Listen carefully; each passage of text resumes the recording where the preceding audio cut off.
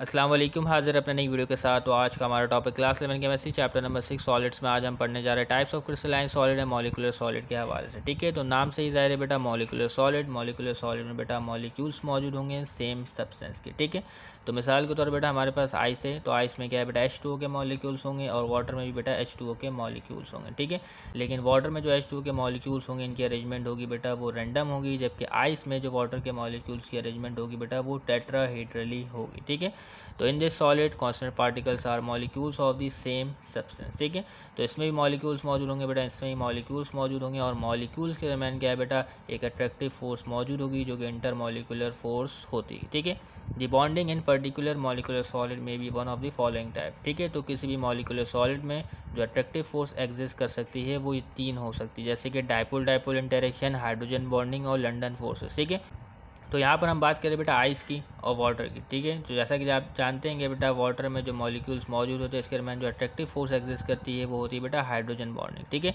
तो इसी तरीके से बेटा आइस के मॉलिक्यूल यानी जो H2O के मॉलिक्यूल्स होंगे इनके दरमियान में जो अट्रैक्टिव फोर्स एग्जिस्ट करेगी वो करेगी बेटा हाइड्रोजन बॉन्डिंग। तो मॉलिक्यूलर सॉलिड में बेटा तीन टाइप के अट्रैक्टिव फोर्सेज एग्जिस्ट कर सकती हैं, dipole dipole interaction, hydrogen bonding और लंडन फोर्स। ठीक है, तो मॉलिक्यूलर सॉलिड में बेटा जो हम एग्जाम्पल भी डिस्कस करेंगे वो सिर्फ और सिर्फ आइस की करेंगे। ठीक है, तो since this inter molecular forces are much weaker, तो ये जो इंटर मॉलिक्यूलर फोर्सेज बेटा मॉलिक्यूलर सॉलिड में ये बहुत वीक होते हैं बेटा अट्रैक्टिव फोर्सेज के मुकाबले में, जैसे कि आयनिक बॉन्ड और कोवलेंट बॉन्ड। ठीक है, तो आयनिक सॉलिड में और कोवलेंट सॉलिड में क्या है बेटा, तो आयनिक सॉलिड में बेटा आयनिक बॉन्ड एग्जिस्ट करता है और कोवलेंट सॉलिड में बेटा कोवलेंट बॉन्ड मौजूद होता है, जो कि बहुत स्ट्रॉन्ग अट्रैक्टिव फोर्सेज है बेटा इंटरमॉलिक्यूलर फोर्सेज के मुकाबले में। ठीक है, तो इस वजह से क्या है बेटा मॉलिक्यूलर क्रिस्टल जो है बेटा बआसानी कम से कम दर्ज हरारत में पिघल जाता है बनिस्बत आयनिक सॉलिड और कोवलेंट क्रिस्टल की। ठीक है, ये बात समझ में आ रही।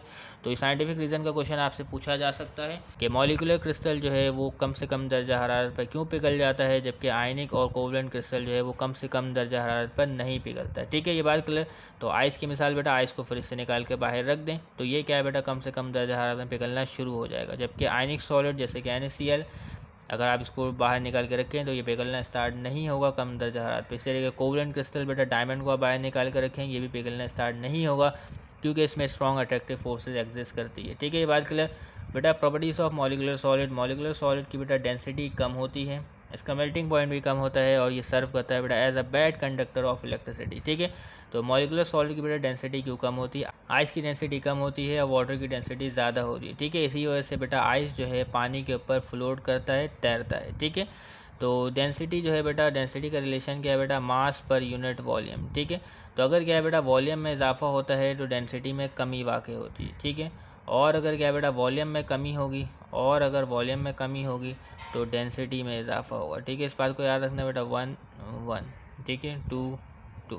तो अगर क्या बेटा वॉल्यूम में इजाफा होगा तो डेंसिटी में कमी और वॉल्यूम में कमी तो डेंसिटी में इजाफा। ठीक है, तो आइस की जो डेंसिटी है वो कम क्यों होती है वाटर से, इसको भी अभी हम डिस्कस करेंगे। ठीक है, तो मॉलिक्यूलर सॉलिड की जो डेंसिटी होती है वो कम होती है, यानी कि मतलब जो आइस की डेंसिटी है वो लिक्विड के मुकाबले में कम होती है। ठीक है, और उसका मेल्टिंग पॉइंट भी कम होता है, फिर इससे बाहर निकल करके पिघलना स्टार्ट हो जाएगा और सर्व करता है बेटा as a bad conductor of electricity, यानी इलेक्ट्रिसिटी कोई पास नहीं कर सकते। ठीक है, तो अब रीज़न जान लेते हैं कि बेटा मॉलिक्यूलर सॉलिड की जो डेंसिटी है वो कम क्यों होती है। ठीक है, तो मॉलिक्यूलर सॉलिड में बेटा हम एग्जाम्पल को डिस्कस करेंगे सिर्फ और सिर्फ आइस की। ठीक है, आपकी किताब में यही लिखा गया तो हम यहीं तक महदूद रहेंगे।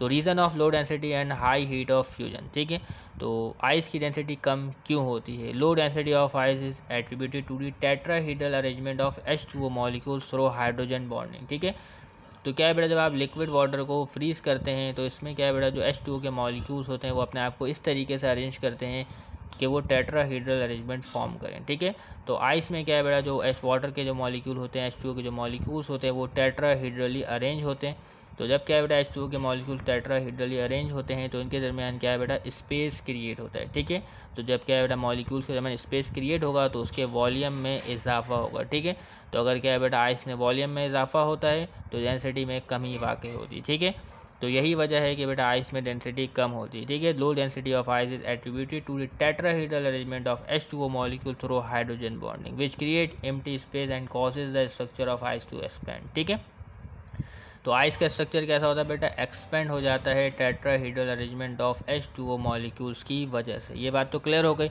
इसके अलावा बेटा the expansion in the volume of ice decreases its density. तो क्या है बेटा, अगर आइस के वॉल्यूम में इजाफा होगा तो इसकी डेंसिटी में कमी वाक़ई होगी। That's why ice flowed on liquid water. तो अब देख लेते हैं बेटा high heat of fusion of ice. ठीक है, तो फ्यूजन के मायने होता है बेटा पिघलना। ठीक है, तो जब भी कोई सॉलिड क्या है बेटा पिघलता है किसमें बेटा, लिक्विड में, तो इस अमल को हम कहते हैं बेटा फ्यूजन। ठीक है, तो जब भी कोई सॉलिड लिक्विड में तब्दील हो बेटा एट कांस्टेंट प्रेशर। ठीक है, तो जब भी कोई सॉलिड लिक्विड में तब्दील हो बेटा एट कांस्टेंट प्रेशर और जितने अमाउंट में एनर्जी को एब्जॉर्ब करे, इसको हम कहेंगे बेटा लेटेंट हीट ऑफ फ्यूजन। ठीक है, ये बात क्लियर हो रही। ठीक है, तो आपके पास जो बेटा आइस है इसकी क्या है बेटा, high latent heat of fusion होती है। ठीक है, तो आइस की जो लेटेंट हीट ऑफ फ्यूजन की जो वैल्यू है वो है बेटा 97.7 कैलोरी पर ग्राम। इसका मतलब ये हुआ कि बेटा अगर आपके पास 1 ग्राम आइस है तो जब वो क्या है बेटा सॉलिड से लिक्विड में कन्वर्ट होगा एट कांस्टेंट प्रेशर, तो वो इतने अमाउंट में क्या है बेटा एनर्जी को एब्जॉर्ब करेगा। कितने अमाउंट में बेटा, 97.7 कैलोरी एनर्जी को एब्जॉर्ब करेगा। ठीक है, तो आइस की जो बेटा high latent heat of fusion की जो वैल्यू है वो है बेटा हाइड्रोजन बॉन्डिंग की वजह से। ठीक है, तो इस रीज़न को याद रखना है, इसके हवाले से आपसे MCQs पूछा जा सकता है। तो उम्मीद करते हैं कि बेटा मॉलिक्यूलर सॉलिड के बारे में आपको तमाम बातें क्लियर हो गई होंगी। तो तब तक के लिए इजाज़त दीजिएगा, चैनल को सब्सक्राइब कीजिएगा। अल्लाह हाफिज़।